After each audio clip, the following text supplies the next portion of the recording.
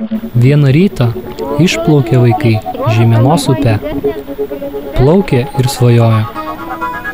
Aš norėčiau būti psichologė. Aš norėčiau turėti kompiuterį. Aš norėčiau dviračio. O aš norėčiau būti gaisrininku. Gerai baigti mokslus. Aš norėčiau pabūti Druskininkų vandens parke. Kiekvienas iš jų turėjo savo svajonę.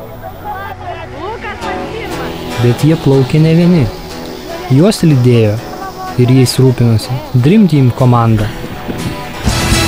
Sveiki, mes esame Dream Team komanda. Mes turime gražią svajonę padėti vaikams įgyvendinti jų svajones. Šiuo metu vykdome socialinį projektą Svajonių diena. Mes stengiamės padaryti pasaulį gražesnį ir padėti vaikams įgyvendinti savo tikslus.